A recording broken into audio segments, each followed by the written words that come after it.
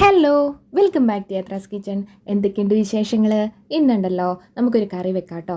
അതായത് 2 ദിവസത്തേക്കൊക്കെ നമുക്ക് വെക്കാൻ പാകത്തിനായിട്ടാണ്. അപ്പോൾ ഞാനിവിടെ എടുത്തിരിക്കുന്ന ഒരു കപ്പളങ്ങയാണ് കേട്ടോ. ഈ കപ്പളങ്ങ മാത്രമല്ല, ഇതിൻ്റെ കൂടെ ഒരാളും കൂടി ഉണ്ട്, പറയാം. അതിനു മുമ്പ് നമുക്ക് ഈ കപ്പളങ്ങ നന്നായിട്ടൊന്ന് അരിഞ്ഞെടുത്തിട്ടുണ്ട്. അപ്പോൾ ഇതൊന്ന് നമുക്ക് വേവിക്കാനായിട്ട് വെക്കണം. ഒന്നെങ്കിൽ കുക്കറിലേക്ക് ഇട്ട് 2 പ്രാവശ്യം അടിച്ചെടുക്കാവുന്നതേ ഉള്ളൂ. അതല്ലാന്നുണ്ടെങ്കിൽ അല്ലാതെ വേണേലും വേവിച്ചെടുക്കാം. നമ്മൾ എളുപ്പപ്പണിയാണല്ലോ നോക്കാറ്. അപ്പോൾ നമ്മൾ കുക്കറിലേക്ക് ഇട്ടിട്ടുണ്ട്. അതിൻ്റെ കൂടെ ഇത്തിരി മുളകുണ്ട്, ഞാൻ ഒരെണ്ണം ഇട്ടിട്ടുള്ളൂ കേട്ടോ. പിന്നെ ഇത്തിരി കറിവേപ്പിലയുണ്ട്. പിന്നെ പോരാത്തതിന് അതിനാവശ്യമായ ഉപ്പ് കൂടി ഇട്ട് കൊടുത്തിട്ടുണ്ട് കേട്ടോ. അപ്പോൾ അതൊന്ന് 2-3 പ്രാവശ്യം വിസിലടിച്ചോട്ടെ. ആ സമയത്തേക്ക് നമുക്കൊന്ന് അരപ്പ് റെഡിയാക്കേണ്ടതുണ്ട്. അപ്പോൾ അരപ്പിനായിട്ട് തേങ്ങ, മഞ്ഞൾപ്പൊടി, ഒരു വെളുത്തുള്ളി, പിന്നെ പോയിട്ട് ഇത്തിരി ജീരകം, ഇതെല്ലാം കൂടെ കൂട്ടി ഇത്തിരി വെള്ളവും കൂടെ കൂട്ടിയിട്ടുണ്ടല്ലോ. നന്നായിട്ട് പേസ്റ്റ് പോലെ നമുക്കൊന്ന് അരച്ചെടുക്കാം കേട്ടോ. ആ സമയം കൊണ്ട് നമ്മുടെ കുക്കറിലിരിക്കുന്ന കപ്പളങ്ങ ഒന്ന് വെന്ത് കിട്ടിയിട്ടുണ്ടാവും.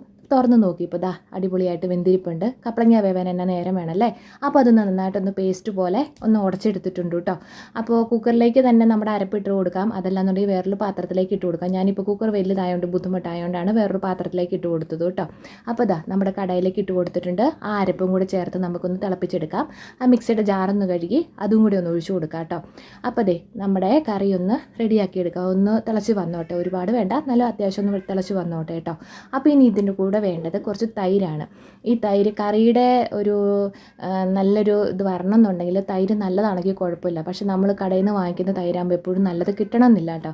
അപ്പോൾ എനിക്കിവിടെ കിട്ടിയിരിക്കുന്ന അത്ര ബെറ്റർ അല്ലായിരുന്നു. അപ്പോൾ അതിനോട് ഇത്തിരി വെള്ളം കൂടെ ചേർത്ത് നമ്മുടെ കറിയിലേക്ക് ഒഴിച്ചു കൊടുത്തിട്ടുണ്ട്. ഇനി അതൊന്ന് നന്നായിട്ട് ചൂടാക്കി എടുത്തോളുക, തിളച്ചു പോകരുത്. അതുകൊണ്ട് കൈ വിടാതെ ഇളക്കി കൊടുത്തോളൂ കേട്ടോ.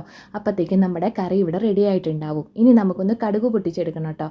അപ്പോൾ കടുക് പൊട്ടിക്കാനായിട്ട് ഇത്തിരി വെളിച്ചെണ്ണ ഒഴിച്ചു കൊടുത്തിട്ടുണ്ട്. പോരാത്തതിന് ഇത്തിരി കടുക്, ഉലുവ, പിന്നെ എന്താ പറയുക 2-3 ചുവന്ന മുളക്, ഇതൊരു കറിവേപ്പില, വേണമെങ്കിൽ ഉള്ളി കൂടി ഇട്ട് കൊടുക്കാം. അതെല്ലാം കൂടെ നമ്മുടെ ഇന്ന് കടുക് പൊട്ടിച്ചിട്ട് കൊടുത്തിട്ടുണ്ട്. ഞാനിവിടെ 2ആയിട്ടാണ് എടുത്തിരിക്കുന്നത് കേട്ടോ. വേറൊന്നിനുമല്ല, ഇത് ഒരു ദിവസത്തെ ഒരു പാത്രത്തിൽ ഒരു ദിവസത്തേക്കും മറ്റേത് മറ്റൊരു ദിവസത്തേക്കും വേണ്ടിയിട്ടാണ്. അപ്പോൾ പിറ്റേന്ന് എടുക്കുമ്പോൾ നമുക്ക് ആ കറി ഒന്ന് ചൂടാക്കി കടുക് പൊട്ടിച്ചെടുക്കാവുന്നതേ ഉള്ളൂ കേട്ടോ. സിമ്പിളാണ്. അപ്പോൾ ഈ വീഡിയോ ഇഷ്ടമായെങ്കിൽ ലൈക്ക്, ഷെയർ, സബ്സ്ക്രൈബും ചെയ്യാൻ മറക്കല്ലേ. ടാറ്റാ.